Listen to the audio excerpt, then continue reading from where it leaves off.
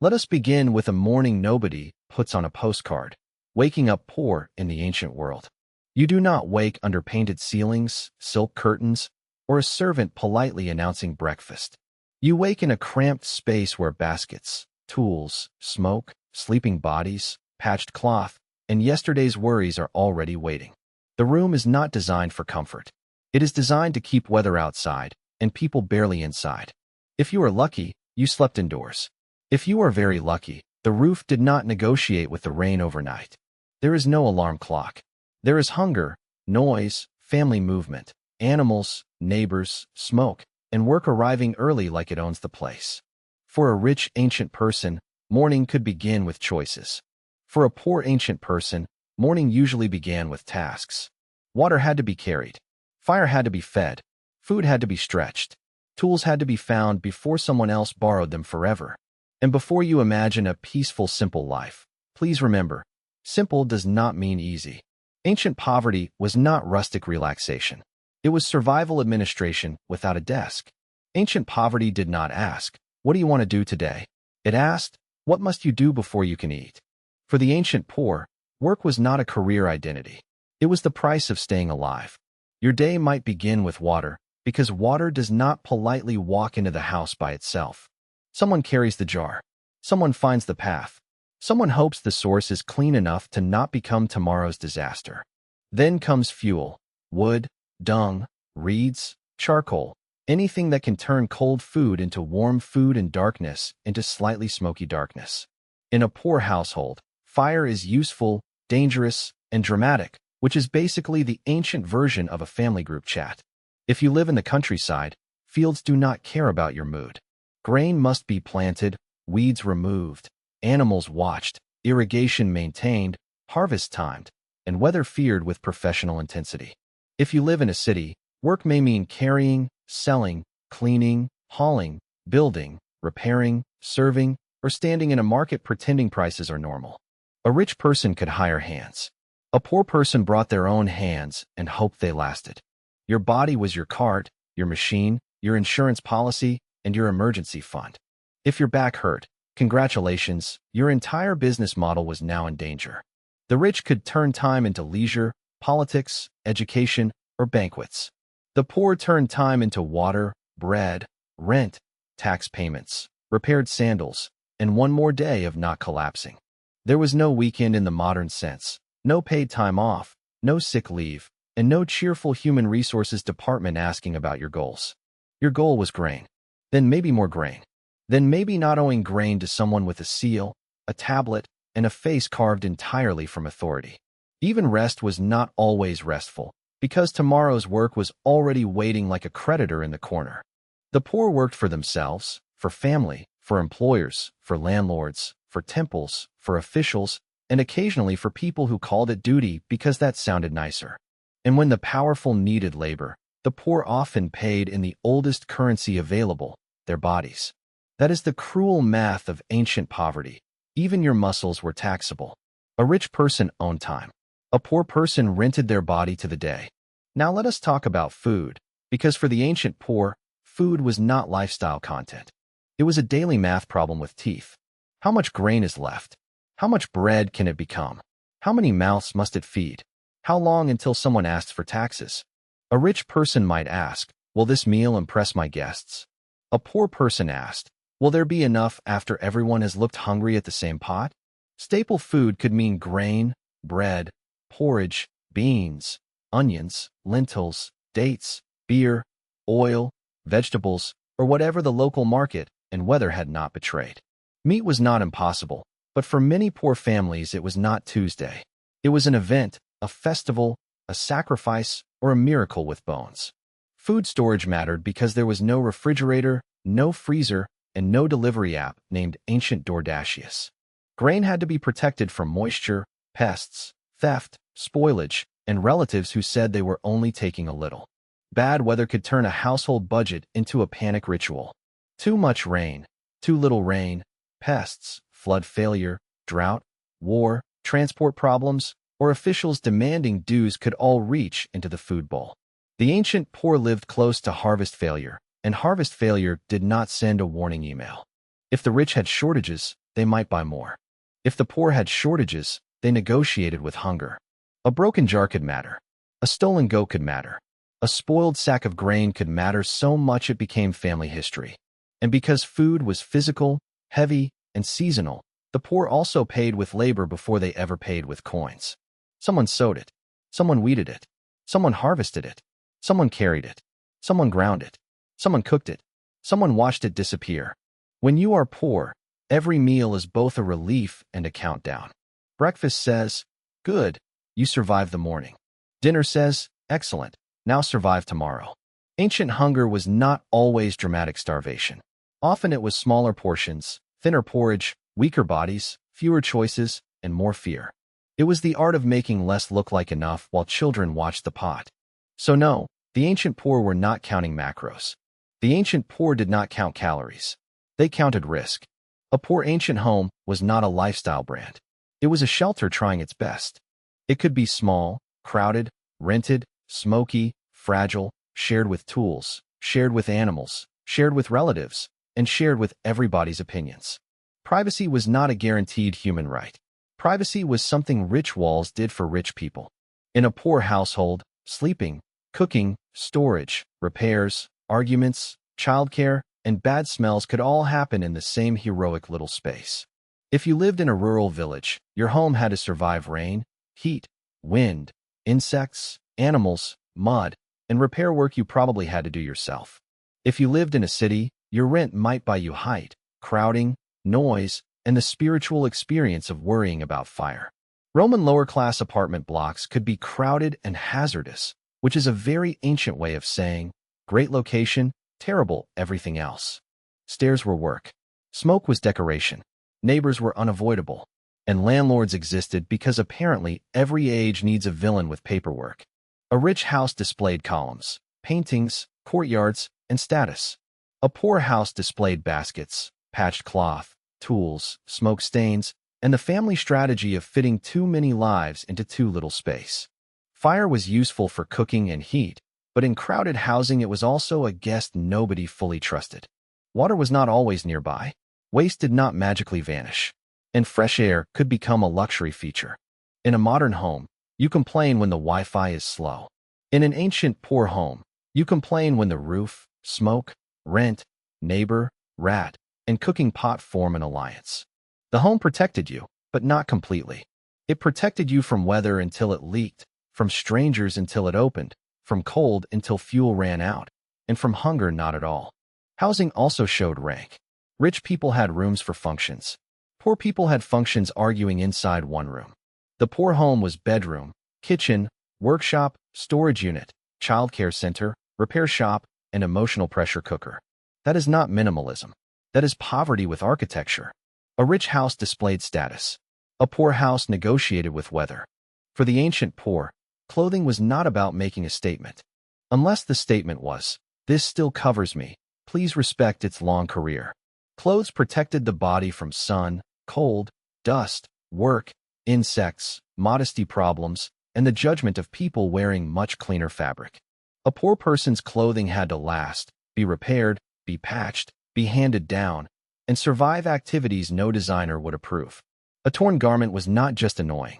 It was labor time, repair time, and sometimes money you did not have. Shoes and sandals mattered because ancient ground was basically a complaint written in stone. A broken sandal could turn a road, a market trip, or a workday into a personal attack from geography. Tools mattered even more.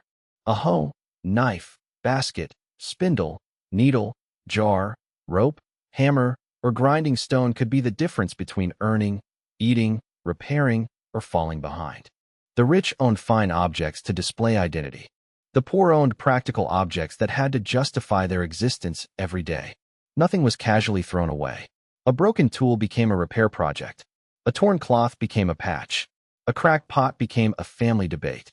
The poor did not live in a disposable world. They lived in a please last one more season world. For the poor, fashion was not the question.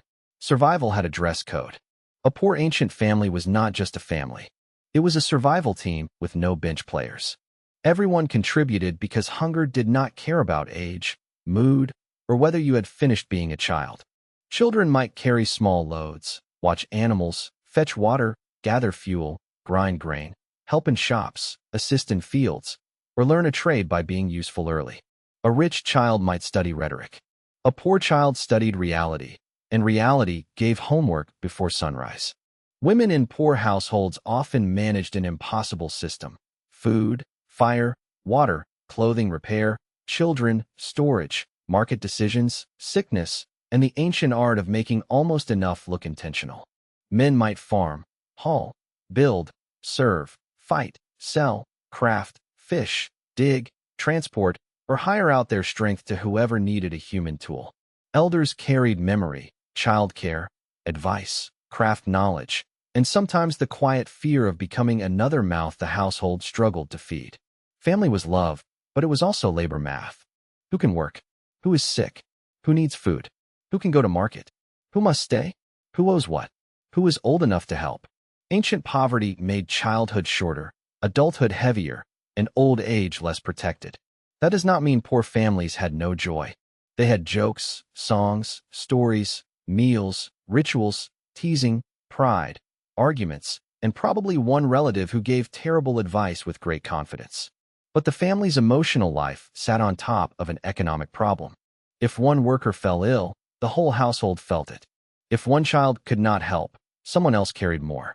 If one adult lost work, the pot got thinner. A poor family survived by sharing burden, skill, risk, and hope. Poor children did not grow up slowly. They were recruited by reality.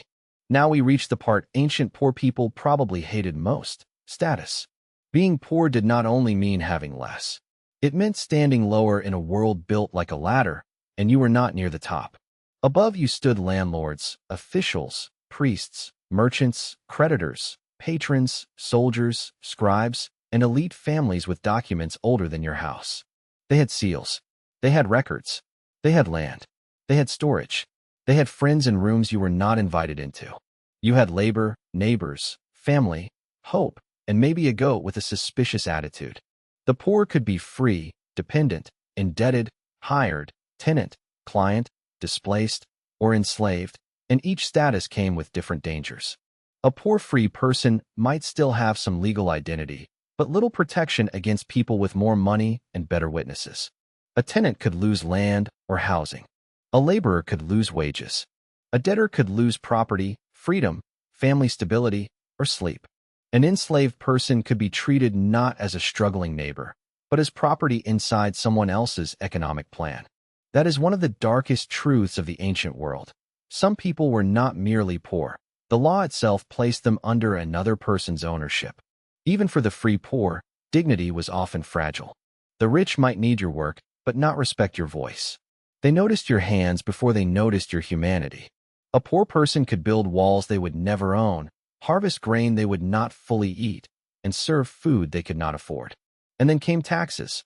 Taxes are one of humanity's oldest ways of making paperwork feel like weather.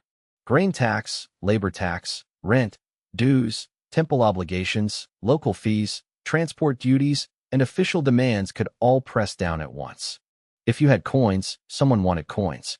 If you had grain, someone wanted grain. If you had no grain and no coins, congratulations, someone might want your labor. Ancient bureaucracies loved records, because records make pressure portable. A scribe could turn your bad year into a neat little line on a tablet, and that line could follow you like a curse with handwriting. Debt was especially dangerous because it made the future smaller. You borrowed because the harvest failed, the child got sick, the tool broke, the rent came due, or hunger became louder than pride. Then repayment arrived with interest, and suddenly tomorrow belonged to yesterday's emergency. A rich person could use debt as strategy. A poor person experienced debt as a trap with numbers. Power also meant humiliation. Waiting outside, bowing, begging, explaining, proving, carrying, apologizing, and hoping the person above you was in a generous mood. Ancient poverty was not just having little. It was having little while someone powerful kept records. Now let us talk about how fragile life could be. The ancient poor did not live far from disaster. They lived next door to it, and disaster borrowed tools. There were no antibiotics, no modern emergency rooms, no vaccines in the modern sense, no germ theory, and no pharmacy glowing at midnight like a tiny temple of hope. A small cut could become serious. A bad tooth could become a whole personality. A fever could take away work, food, wages, and confidence in the gods within the same week. If your body was your main tool, then illness was not just pain. It was economic sabotage. A rich person might pay for physicians, special foods, rest, servants, and better shelter. A poor person might get advice, herbs, prayer, family care, and the ancient medical treatment known as "please do not get worse." Smoke from hearths could irritate lungs. Dirty water could carry danger. Crowded housing could spread sickness. Bad food could punish everyone. Exhaustion could turn ordinary work into injury. Childbirth was dangerous, especially without modern medicine, sanitation, blood transfusions, antibiotics, or emergency surgery. That meant family survival often depended on bodies doing extremely risky work with very little backup. Then there were accidents. A fall, a burn, a crushed finger, a damaged foot, a broken tool, a stubborn animal, or one terrible road could change the household economy. Fire could destroy poor housing fast. Flood could ruin stores. Drought could shrink harvest. War could bring conscription, destruction, displacement, taxes, hunger, and powerful men calling it glory from a safe distance. Bandits and unsafe roads could make travel dangerous. Markets could fail. Prices could rise. Employers could vanish. Landlords could demand more. The ancient poor had very few cushions between normal life and crisis. Modern people call it a safety net because falling is expected. The ancient poor often had something closer to a safety thread. And sometimes the thread was a neighbor, a relative, a small jar of grain, or a prayer said with serious eye contact. Poverty made every danger louder because there was less room to recover. The poor body was the most important tool, and ancient life used it until it complained. But poor ancient life was not only suffering. That would be too simple, and ordinary people were never simple. They had gods, festivals, songs, jokes, gossip, family rituals, market friendships, shared meals, stories, charms, local shrines, and neighborhood drama. They could laugh at officials, complain about prices, mock rich people quietly, and turn tiny moments into emotional shelter. Religion mattered because hope mattered. When the harvest depended on weather, when illness had no modern explanation, and when powerful people were unpredictable, the divine world felt very practical. A small offering could be a request, a thank you, a fear, a promise, or a way to say, "Please let tomorrow be less terrible." Festivals could briefly change the rhythm of life. Music, food, color, ritual, neighbors, and laughter could give ordinary people something the tax collector could not fully itemize. The poor had less money, but not less humanity. They made meaning with what they had: memory, skill, family, faith, humor, stubbornness, and a talent for surviving systems that were not built for them. History records palaces, but ordinary people carried the songs. So would you survive as a poor ancient human? For one day, maybe.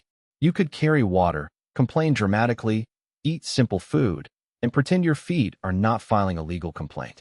For 1 week, the romance fades. For 1 year, the ancient world starts asking questions your modern body does not want to answer. Can you work while hungry? Can you walk without good shoes? Can you sleep in smoke and noise? Can you survive a fever without antibiotics? Can you pay rent after a bad harvest? Can you face taxes after a weak season? Can you keep working when your back becomes a historical document of pain? Compared with the rich, the ancient poor had less food, less space, less protection, less education, less medicine, less legal strength, and fewer ways to escape disaster. Compared with modern people, even the ancient rich lacked basic comforts many of us now treat as normal. So the ancient poor were not living a charming minimalist life. They were living close to the edge, with skill, endurance, community, humor, and very little margin for error. Their lives were hard, fragile, and often ignored, but they were not empty. They built, carried, cooked, repaired, sang, prayed, raised children, made tools, told stories, and kept the world running. Final answer: the ancient poor did not need motivation quotes. They needed clean water, fair wages, a dentist, and a refrigerator that did not require a miracle.